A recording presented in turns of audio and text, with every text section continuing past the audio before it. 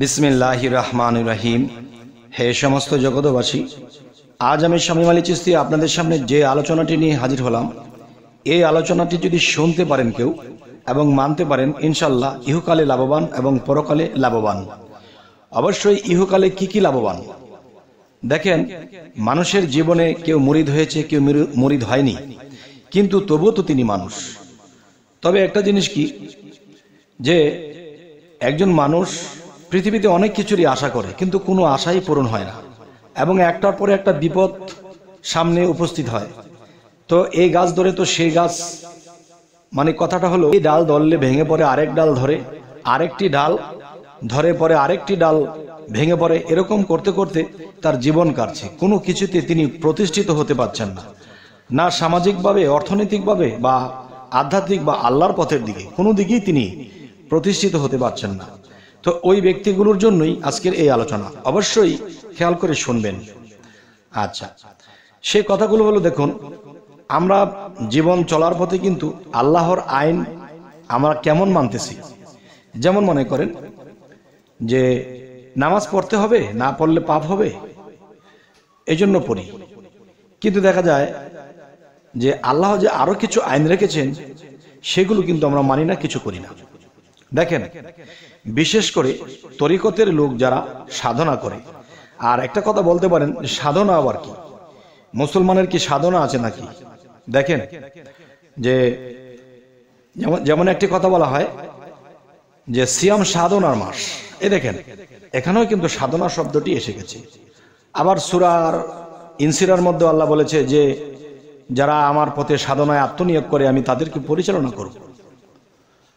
তাহলে এই সাধনা শব্দ কিন্তু কোরআনে এসে গেছে, কিন্তু মানুষ না পড়ার কারণে সাধু বা সাধনা কথাগুলো শুনলে তারা কেমন জানি ভাবে। তবে আমি বলবো কি, একটা মানুষ নিয়ত করেছে আমি কালকে এই ব্যবসাটি ধরব বা এই একটা ইনকামের পথে আমি যাব, কিন্তু মনস্তর করেছে, মনটাকে সুন্দর করে যখন চলে গেল করার জন্য, তখন সেই কাজটি হলো না, আরো অপমান অপদস্থ হয়ে ফিরতে হলো। এবং বর্তমান যুগে চলাও অনেক মুশকিল হয়ে দাঁড়িয়েছে। যে দেখা গেছে গ্রাম দেশের মানুষ কিন্তু কল চাপ দিলে পানি আসে, কিন্তু আমরা যখন ঢাকার শহরে বা বিভিন্ন শহরে যারা বাস করে, তারা কিন্তু পানিটাও কিনে খেতে হয়। তাহলে প্রত্যেকটা কাইকে কাইকে আমাদের টাকার প্রয়োজন হয়। এখন দেখা যায় অতিরিক্ত অভাবী মানুষগুলো আল্লাহর ইবাদত করতে পারে না, আবার অতিরিক্ত ধন সম্পদ যাদের, তারা ইবাদত করার সময়টুকু পায় না। তা আমরা যদি মিডল ভাবে চলতে পারি, তাহলে দেখা গেছে যে অভাব আমাদেরকে অত একটা গলায় চেপে ধরলো না। তখন সেই মানুষগুলো কিন্তু দেখা যায় যে সুন্দর ইবাদতও চলে এবং লোভ লালসা থেকে বেঁচে থাকে, মানে একটা মেনটেনে চলতে পারে। তাই আমি বলবো, জগতে চলার পথে এমনই হচ্ছে, এমনই ঘটছে। তাহলে আমি বলবো কি, রাত্রে যখন একজন মানুষ ঘুমাতে যাবে, তখন তিনি 7 বার আয়াতুল কুরসি পাঠ করে নিজের বুকে ফু দিয়ে আল্লাহকে সামনে কল্পনায় রেখে সিজদা করতে হবে। এ হলো একটা বিষয়।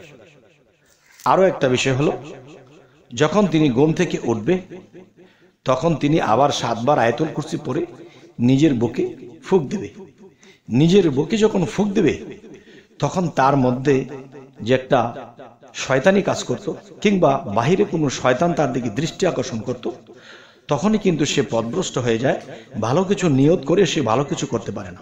যদি এরকম 41 দিন পর্যন্ত কেউ নিয়মিত চালিয়ে যায়, তখন রহমতের ফেরেশতারা তার দিকে দৃষ্টি আকর্ষণ করে রাখে এবং তিনি অনিষ্ট হতে তাকে বাঁচিয়ে রাখে, এবং তার আত্মার থেকে ভালো কিছু উদয় হবে, তার জ্ঞানের মধ্যে ভালো কিছু উদয় হবে এবং তার চরিত্র চেঞ্জ হবে, এবং জাদুকররা তাকে জাদুকর বা জাদু কিছু করে তাকে নষ্ট করতে পারবে না, ক্ষয় করতে পারবে না।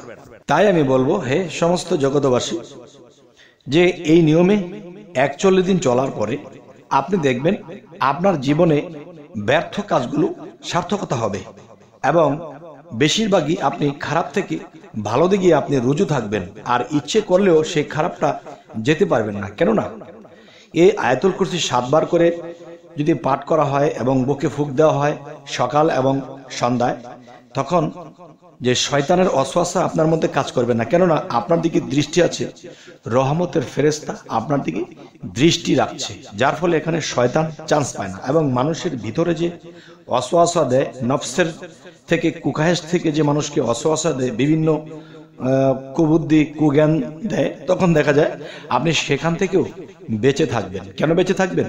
সেটা রহমতের ফেরেশতারা হতে দেবে না। আর হতে দেবে না কেন?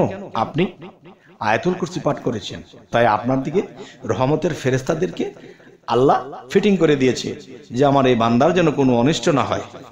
তাহলে দেখা যায় জীবনে যা কিছু আপনি নিয়ত করেছিলেন ভালো কিছু, তা কিছু আপনার দেখবেন যে দিন দিন সফল হতে চলেছে।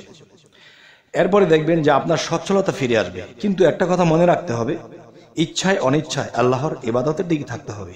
কখনো কখনো মোনাজাত করে কাঁদতে হবে যে হে আল্লাহ, তুমি আমাকে সুপথ দান করো, আমি যেন সুপথে অটল থাকতে পারি, তোমার সাহায্য ছাড়া আমার কিছুই সম্ভব নয়। তাই বলবো কি, নিজের থাকবে চেষ্টা, এরপরে বাদ বাকি যে কাজটা সেটি আল্লাহই করে দেবে। আরো একটা বিষয় হলো, মানুষ আপনার দিকে কুদৃষ্টি দেবে। মানুষের কুদৃষ্টি থেকেও কিন্তু মানুষের অনেক ক্ষয়ক্ষতি হয়ে যায়। তাই বলবো সেই ক্ষয়ক্ষতি থেকেও বেঁচে যাবেন এই আয়াতুল কুরসির গুণে।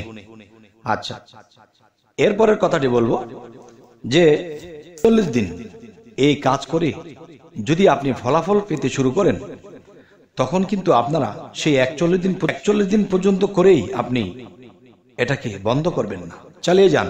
কেননা সকালে 7 বার এবং রাতে 7 বার যখন আপনি এটি পাঠ করে বুকে ফু দিবেন, এতে কিন্তু আপনার টাকা লাগবে না, কষ্টও লাগবে না, বরঞ্চ মাঝে মাঝে চোখের পানি ফেলে নিঘুর রাত্রে উঠে আবার 7 বার পরে আপনি মোনাজাত করবেন চোখের পানির সাথে যে হে আল্লাহ, তোমার সত্য সঠিক পথে আমাকে রেখো, আমি যেন কখনোই পথভ্রষ্ট না হই। তখন আল্লাহ খুশি হবে, অবশ্যই আপনাকে আল্লাহর ওলির কাতারে নিয়ে যেতে পারেন। সুবহানাল্লাহ, আল্লাহ চাইলে সবই সম্ভব। তবে হে সমস্ত জগতবাসী, আমাদের এই আলোচনা যদি ভালো লাগে তো অবশ্যই সাবস্ক্রাইব করে নেবেন, এবং পরবর্তীতে যদি ভালো আলোচনা দিতে পারি তাই আপনারা এটাকে সাবস্ক্রাইব করে রাখবেন। আর যদি ফেসবুক হয় তবে ফলো করে রাখবেন। সকলেই ভালো থাকবেন। আল্লাহ হাফিজ।